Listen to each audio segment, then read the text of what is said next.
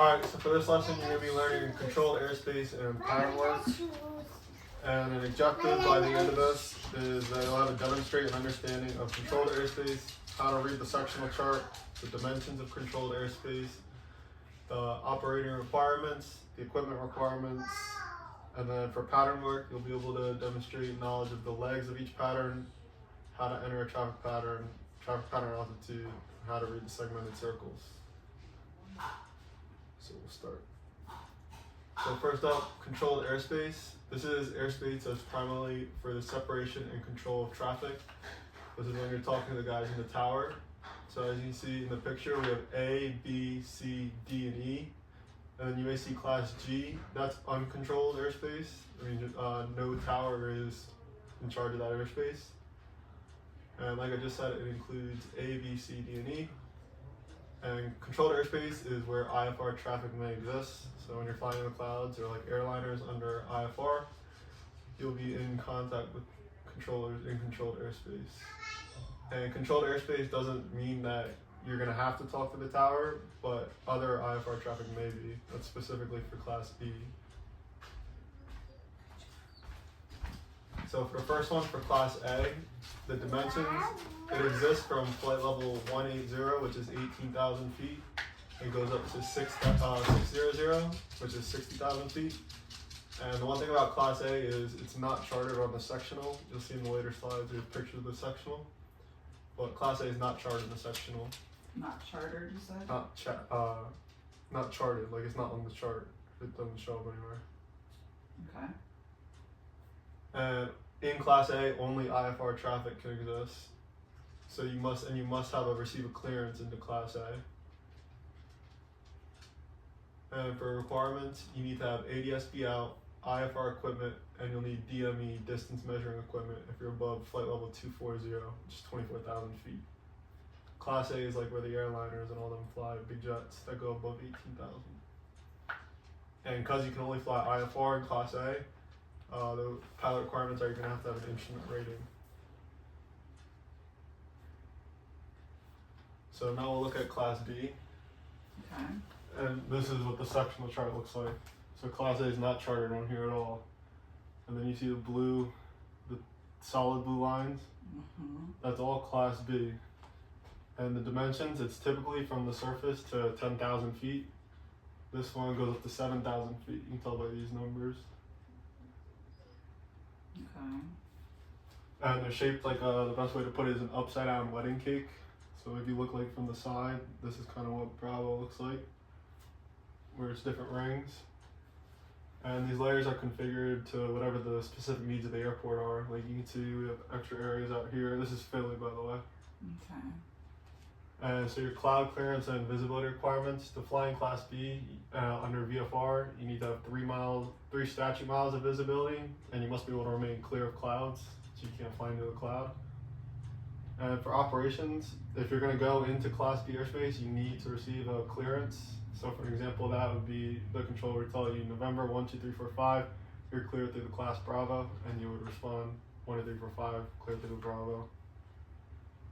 And equipment for Class B, you'll need to have a 2-way radio, a Mode C transponder, and ADS-B out. The Mode C transponder has a little bit of a weird rule. So you see this magenta line that Yes. says 30 nautical miles Mode C. Uh-huh. If you're anywhere within this circle that goes all the way around here, you need to have a Mode C transponder. Is that for water? No, that's it tells the controllers they can see where you are on their radar. Okay. Class B. Now looking to Class C, this is Atlantic City. So it's kind of like Class B, you can see the shape where it has layers, but it's obviously not as big. Because Class B is for the busiest airports like Philly, JFK. Class C is for the busiest. No, Class B is for the busiest. Oh. Class C is still for busier airports, but like Atlantic City. Like Spirit flies out of Atlantic City, but it's not as big as Philly. Okay. And usually it's from the surface to 4,000 feet above the airport elevation. And then this inner ring is usually 5 nautical miles.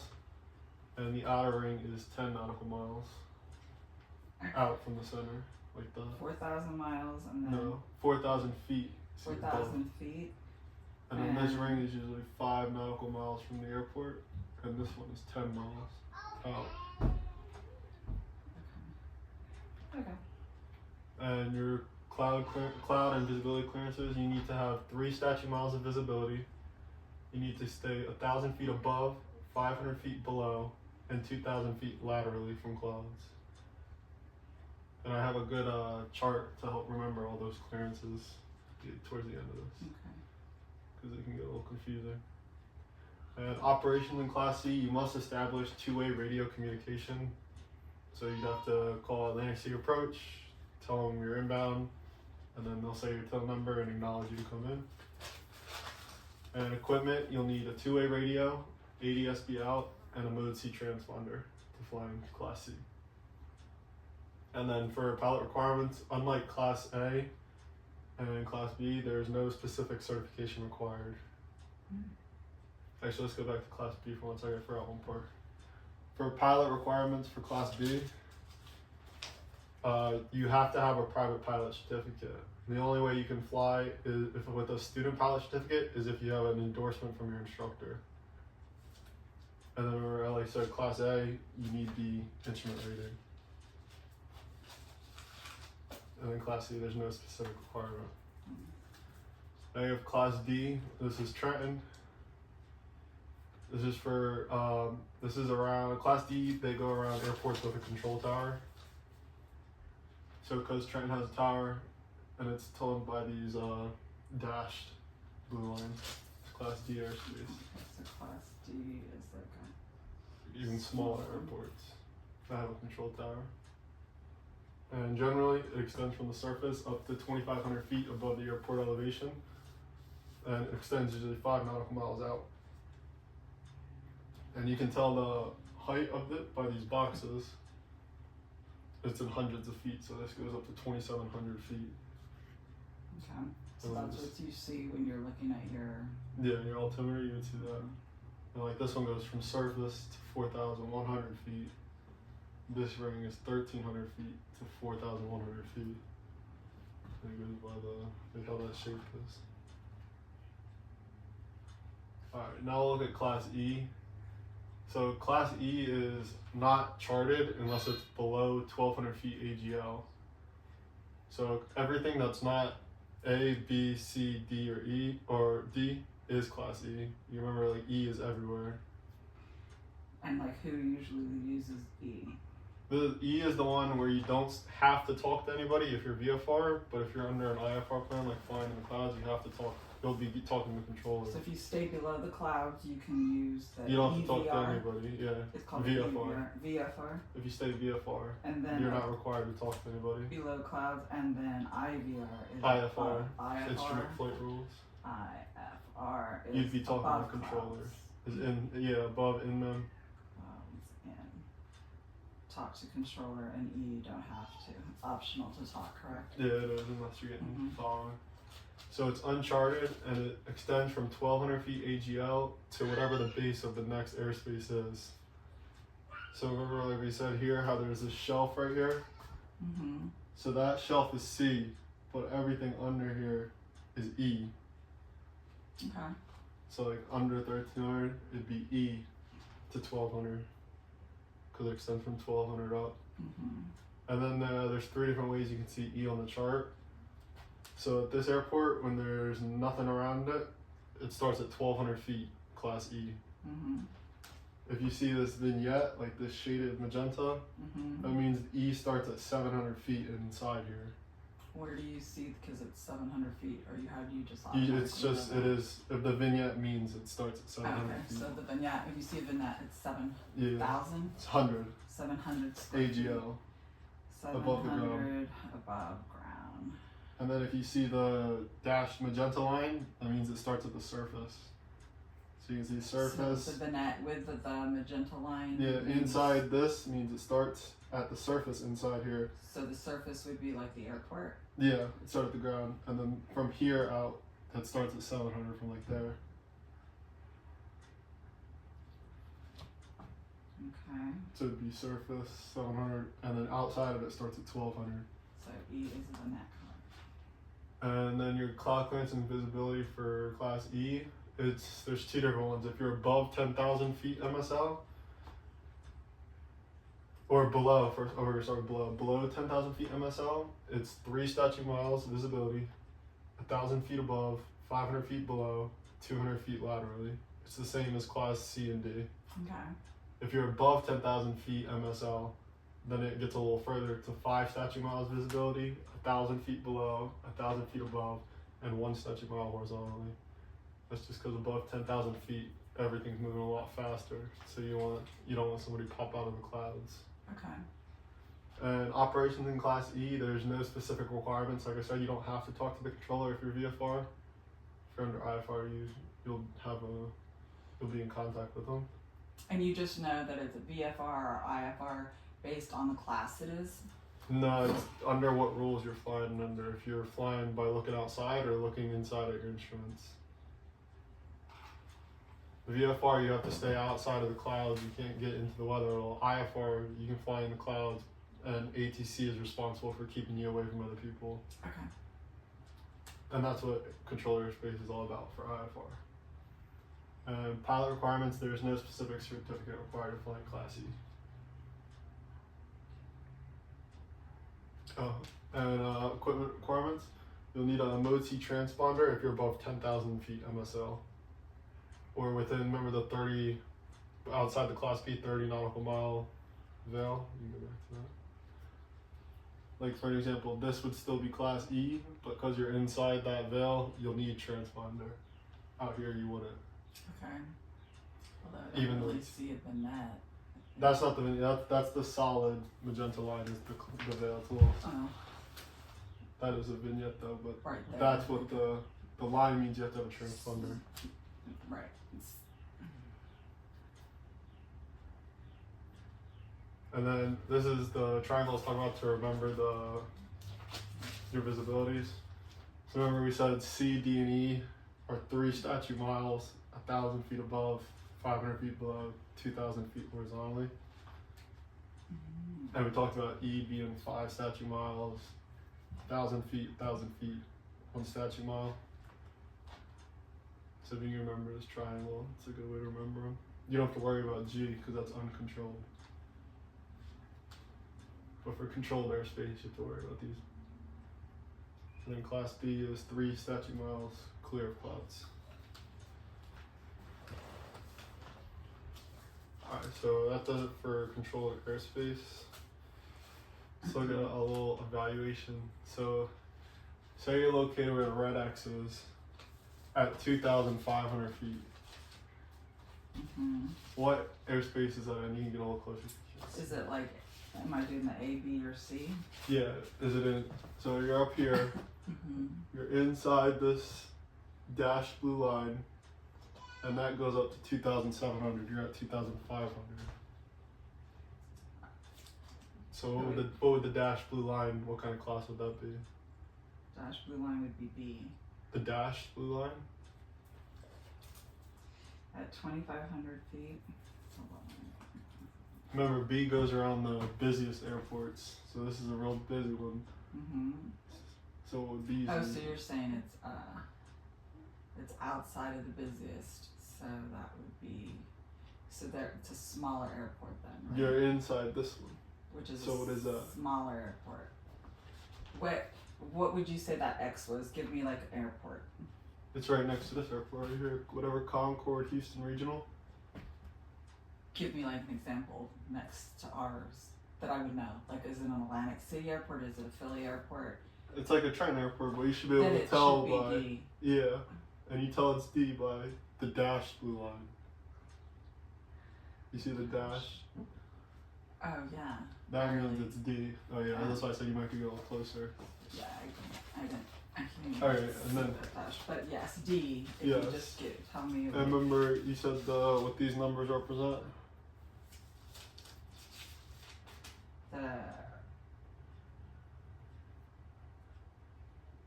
Like, so start with here. What would this one be? S to 10.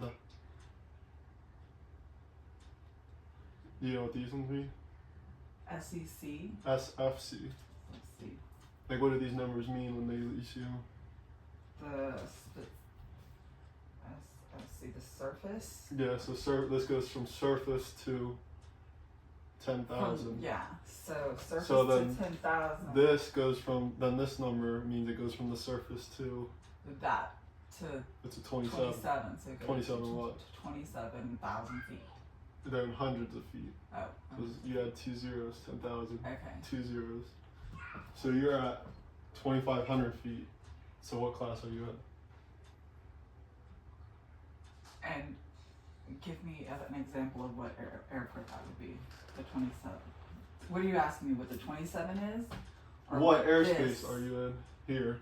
D. Yeah. Yeah. Right there, that's when you answer that. Oh. Alright, and then. Thought I did. No. And then what are your cloud clearances in Class D airspace? For How D? far do you have to stay? And your visibility. For Class D, your surface is up to 2,500 feet from airport, and you have to. There's How far do you have to stay away from clouds? You could look at the triangle. This is what the triangle, the airspace. Remember what? Yeah. That's what this helps with. This question. D 152. 152. What in 152? 00. 3-152. And do you know what that means? Those numbers? Or no? I can explain them again. That's how high, like how your clearance. Yeah, and but what stuff. does the 3 stand for? 3 what? Well, there's 3 different things in that triangle. So the 3 is 3 statute miles. You have to have 3 statute miles visibility. The first number always stands for how many feet above the clouds you have to be. So 1,000 feet above. Okay, and 5 is how far you have to be below. It's 500 feet below. Wait, so the first number is Is what? your visibility 3 statute miles. And here it would be 5 statute miles. Okay, and then your second number is what? How many feet above the clouds you have to be. So it's 1,000. Above You cloud. kind of just gotta know it's 1,000. But they're all the same. Well, See, because the 152. one is gonna tell me it's 1,000, right? Yeah, and you know if you see the 1, it's 1,000 because it's never and 100 then feet. The third is what? Well, the second one is what? The second one is visibility. Oh no, it's like feet above the cloud. Feet above. The number before it, which is gonna give you. So this one's what? It's not above. It's below. Yeah, 500 below, and this is horizontally 2,000 feet. Wait, second. So second is not the Above, number of below. feet above the clouds. Well, yeah, if you're talking about this second number, yeah, this is above, below, horizontally. And horizontally, and it all goes off of the first number. Well, the first number just told you your not visibility. 3. Oh, this one, yeah, it starts here. 3 is So the statute. visibility, above, Wait, below, This horizontally. 3 is the visibility. Yeah, 3 statute miles. You have to be able to see 3 miles. Okay, and then the first one is Above. how above You can remember clouds. it's above. yeah, above clouds. You remember the first one's above because A is the first letter. Above, and below. Second is below clouds, and the third is horizontally. Yeah, lateral. Lateral. Alright. So we'll go back to this question. So what are your cloud clearances in D? How far do you have to stay away from the clouds? In D, well, you have to stay away First start with how many miles of visibility do you have to have? 3. That's right. And then how many feet above do you have to stay from clouds? You have to stay, the one number, because it was 3-152. Yeah, so what's the one stand for? The one is above the clouds. Yeah, so 1,000 feet So above. it's 1,000 feet below. Above, And then yes. what's the 5 stand for? The 5 is below. Right. And then 500. what's the next? 5,000. And then the next is 2 the next is the horizontal. Yeah, and how many feet does the 2 stand for? Because you said 152. 2. 2,000? Yeah. Yes. So say you were now right here. You're right next to there's a big airport, right? What airport is that? Just make up one and tell me. This is a big one like Philly. It's Okay. George Rush Okay, so we're in International. an A. It's Houston. So we're in an A. No, A is, remember A is up high. So we're B. Yeah, We're B. B is busy. Okay. B for busy. Who usually flies at A? What would fly air? Like air bombers? Yeah, they would. A is more People when you're you're en route. trying You to- can't take off at an A because it's not at the surface. Okay, so B is The the busy airport. busy airport. C is the Like smaller, still- and yeah. D is like a. It only has a control Okay. tower. Okay. So if you're right here, you're right next to this. Mhm. What airspace are you in? B. Alright, and then what are your cloud clearances for B? For B, It's different than D. you have to be clear. Yeah, and how many miles visibility? Well, doesn't it have the little numbers? It doesn't tell you on the chart. Does it tell you up there? No, not on the chart. What, you know right in the airspace? Or we can go I back just- to it. 3. So 3 statute miles, 3 statute miles of visibility. and like you said, clear clouds. Yes. And then, I didn't ask you this one for D, but what type of equipment do you need? Do you remember? For D, We'll go back to D. Yeah. wait, I know this answer maybe. D, equipment, D is easy. you need, IFR, Stewart Airport. Okay, so think you gotta talk to the tower. Oh, well, you need your, What would you your need? two-way radio. Yes, that's for D. And then do you know for B all the things you need? This one's got a couple. Okay. So, First off, start easy. What do you need to talk to the tower? so for B, for two-way radio, a mode C transponder, Yes. And one more thing. well, you need your private certificate. That is true. You do need that. Um, You might not have wrote it down. D. That's B. ADSB out. This helps them see where you are You need and that other in D aircraft. too? You need that. No. D, you only need your radio. Like you said, you got that one right. Oh. This is for B only. You got that one. You got B. two-way radio. You got Moti transponder. Okay. And you just missed the ADSB out. Okay. All right.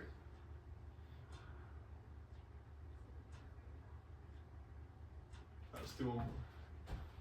Let's say you're right here. What airspace are you in? Let me see. Inside I'm not in it. dashed blue. What kind of airport am I by, Tommy? Like, am I by the Flying W? Am I by the Trenton? Am I by? This one was dashed blue, and where are you at? I was in D, So this one is dashed blue. Where are you at? so I'm in D. Oh yeah. Do you see how you see that? Yes. Oh, let's see. And then do you see a class C on here? Oh wait, Class C. Do you know what color surrounds C? Smaller airports, surface to 4,000 feet above. Do I know what color it is? Yeah, C. Because you see a lot of blue here. And this is B and D, so I'm it's gonna C. go with like a magenta. That's right. There wasn't a C on there, but I just asked. That's what it looks like. Alright, so that does airspace. Now we'll look at the traffic pattern. Alright, so for traffic pattern, this is like when you're coming in to land at the airport, you gotta think about it like the roads that lead into where you land. I'm gonna show you a diagram. Okay, wait. Let's see. I'm gonna check the upwind. I'm gonna check Yeah, these are all the parts of the traffic pattern, all the legs upwind. These are the legs. Yeah. Is what they're called. of the traffic pattern. I'm gonna show you. I got a diagram one. Legs of a pattern. And traffic pattern altitude. So when you're in the traffic pattern, you got to think you're about to land or you're taking off and you're coming back around to land. So in a propeller aircraft, you want to be 1,000 feet above the airport.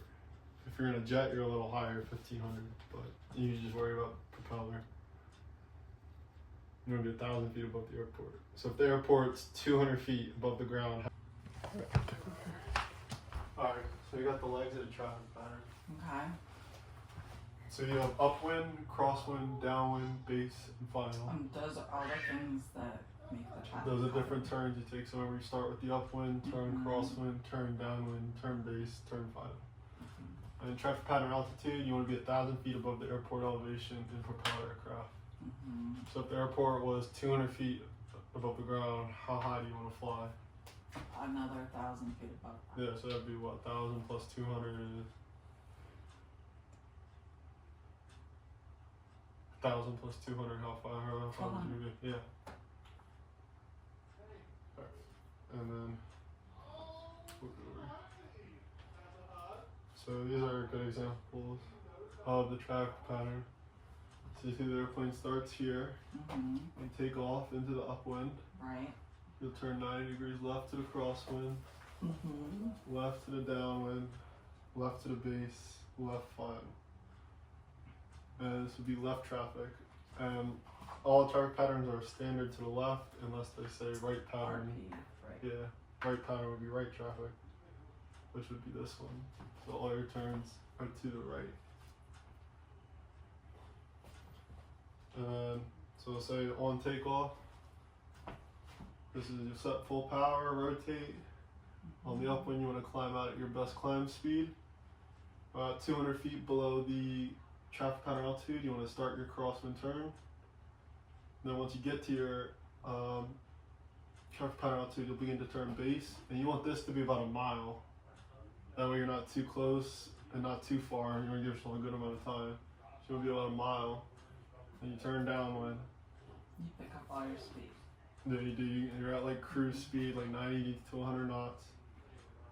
And it'll beam your touchdown point. You want to pull the power back to get ready to descend, and it'll put in your first notch of flaps.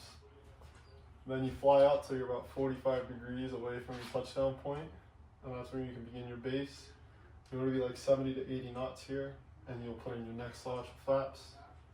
And once you're lined up for the runway, you'll turn final. You want to be at your landing speed, full flaps, and then you land. And if you're taking off again, then you just go right back up. Do it all over again. Gotcha. And right traffic would be the same thing, but instead of turning left, all your turns are to the right. And a beam, you'd still want to pull power back, first notch of flaps, 45, you're still going to turn right, right. So now let's talk about the segmented circle. So this is how you can tell what direction the traffic patterns are at the airport. So above the windsock, this tells you which direction the wind's blowing. The fat is always eating the wind. So the wind would be blowing this way in this example. And then you have these two, which tell you the direction of the pattern. So you can tell that this line is where the runway is. So the runway is shaped like this. And these tell you the direction of the base leg. So in this example, base would be here. So all your turns would be to the left. So this is left pattern. It'd be like this. And on this side, all your turns would be to the left. Because this is your base leg. So this would be left traffic also. You got that? Mm-hmm. Alright. Then we got the recommended traffic pattern entries. So when you're coming into the traffic pattern, 45-degree entry. you have a 45-degree entry, teardrop entry, and alternate midfield entry. You always enter the traffic pattern on downwind. Technically, if it's an uncontrolled field, you can come straight in, but it's not advised. You do what on downwind? You enter on downwind. That's the recommended way. Yeah, this is the landing. This is when you're coming back line to the airport. freeway. Okay. So you go here. So we have the first one like this. I drew it on here.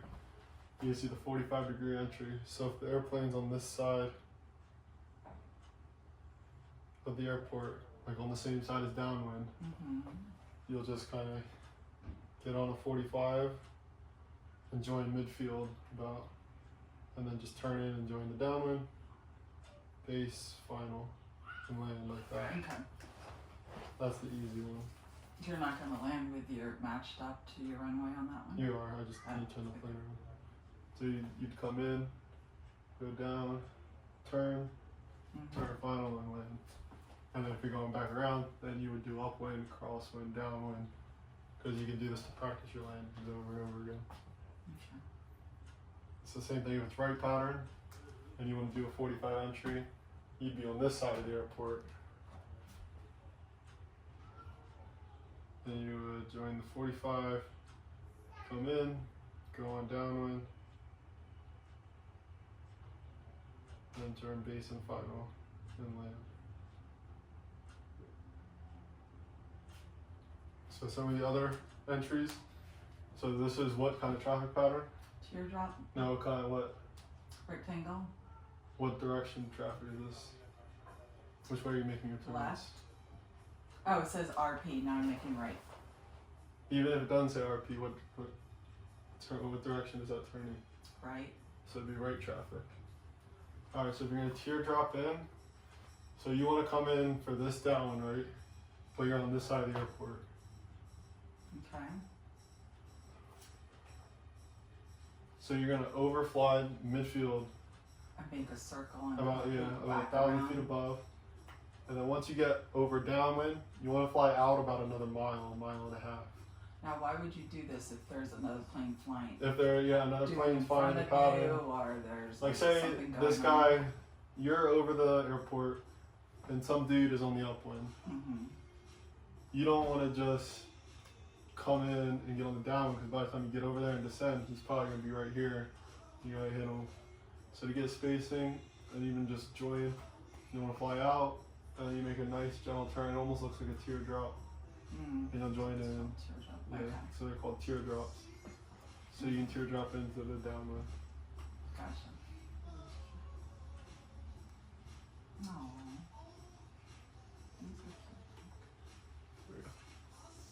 So teardrop in. And you can teardrop on the, if it was flipped the other way, it'd be a right turn teardrop. For the left downwind. It's always opposite what downwind is. So you see, this is the right downwind, but you gotta make a left turn. Oh, yes. Because if you went right, you'd be on the wrong side. Because we're landing here. It's the where the wind's coming from. Remember, you want it in your face. Okay, yes, I see them. Alright. Then the last one is alternate midfield entry. So if you're gonna join the traffic pattern, this is recommended.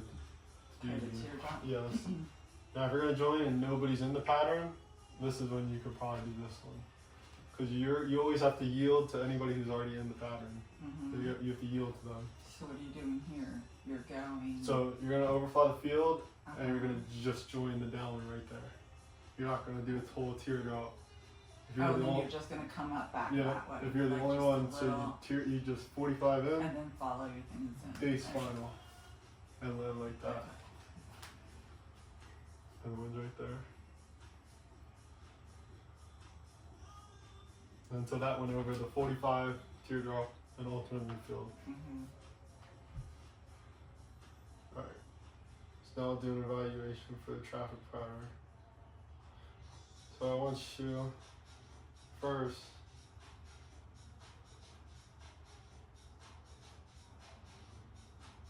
so you're gonna take off the runway Mm-hmm. and you're gonna fly a traffic pattern to land. Can you draw out what your traffic pattern would look like? Looking at the segmented circle, and remember what I said about the wind? This is the windsock. The fat side always eats the wind. So I want it to be So which way is the wind blowing? Top to Yeah. bottom or bottom to top? bottom to top.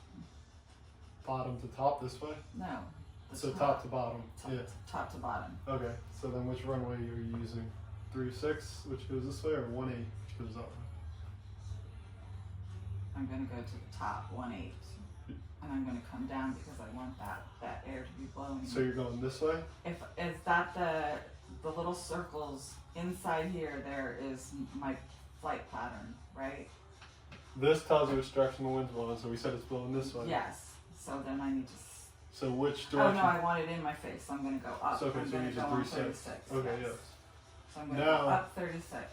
Looking at these, which direction is your traffic pattern Left. for 36? This is 36 going this way, Mm-hmm. so it's left.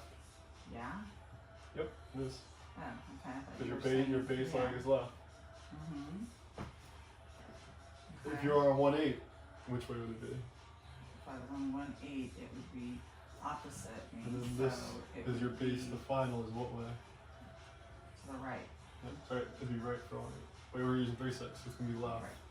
So say you're taking off 3-6 and you want Okay. to do a pattern and land back. How would you just draw like rough sketch? Doesn't have to be perfect. On here, okay. I'm gonna go. Oh, sorry. Put it on. I'm gonna go up. I'm gonna stop. I'm gonna go. Wait. You don't have to hold it. Just draw. Oh. Okay. Let go. And then I'm gonna go over.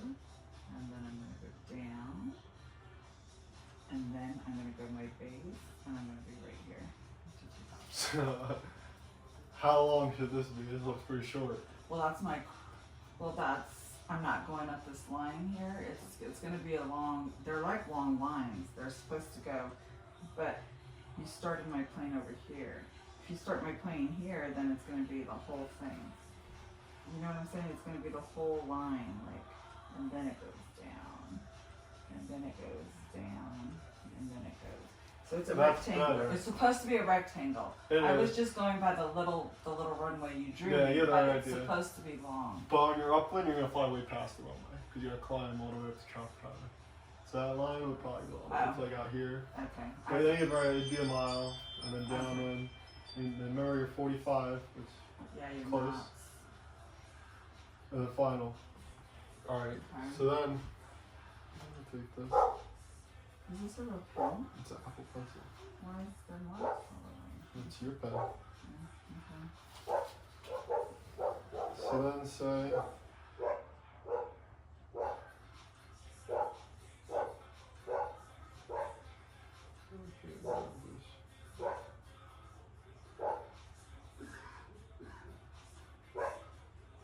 Let's say your airplane's over here. Okay. How are you going to enter the pattern and land? So we just said it's left pattern. So go ahead and draw your pattern again.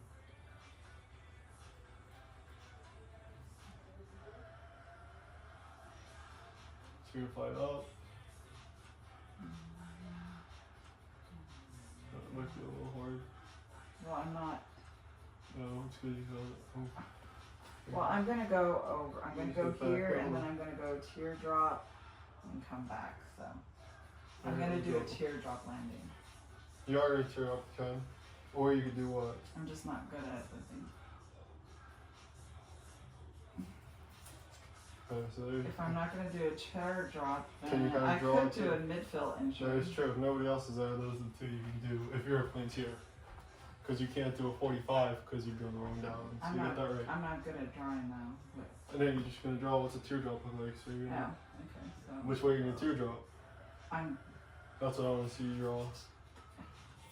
Which direction your teardrop going to be to join. What? So you're here. Draw how are you going to teardrop in? You're over at the X. Sorry. This is not the plane. It's going to move it. Go ahead. Your airplane's here, and you want to land. So you're starting from here. Okay. So draw how you join the pattern to land. Remember what leg do you Well, I'm want to join gonna on. make a teardrop motion. Yeah, but So I'm gonna go across. So and draw go it out. like a teardrop, and then I'm gonna come back down. so draw it out and see how you Back. can do it. How to draw a teardrop. Or just that would be perfect. You can just I just want to see which way you do, sir. So you're gonna start at the X, and what are you gonna do first? You're gonna. So is my teardrop gonna be over here? This is where you want to land. This is the downwind. That's where you want to end up. So how are you gonna get from there to there? Yeah, you're gonna overfly, and then which direction are you gonna teardrop? You can just make it tiny. Yeah. That's it. And then you're gonna do what? Fly your downwind, base, Oh yeah. final. I You don't have to draw that. I No, thought I you just. just wanted to see if I knew what. Yeah, yeah. Okay. How would you join if the plane was over here instead? It's a little tight, you might have to draw. You just, how would you join if you're on this side? And you want to land on 3-6.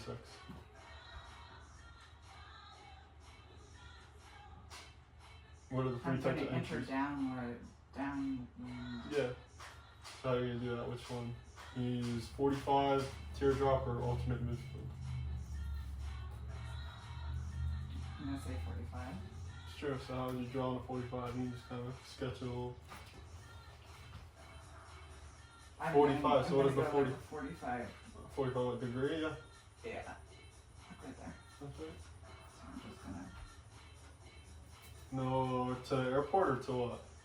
No, I thought this is my plane. thing. Yeah, so why'd you draw from the line to the airport? What are you 45 entering? What do you enter when you do the 45? You don't go straight to the runway. No, I go to my runway, to my line up Yeah, here. to the downwards. Yeah. So you want a 45 there. Not all the way to the runway. No, I was not going all Oh, the I way. thought that, alright. But it does look like that. But no, I Yeah. just meant to get back up on my pattern, my down wave and my base. And my usually base. enter midfield right Yeah. there. So I got the downwind. That's right. So that's how you do pattern work. So you can practice takeoff and landings. So that's our presentation. Do you have any questions? Nope, I think I understand it. Alright.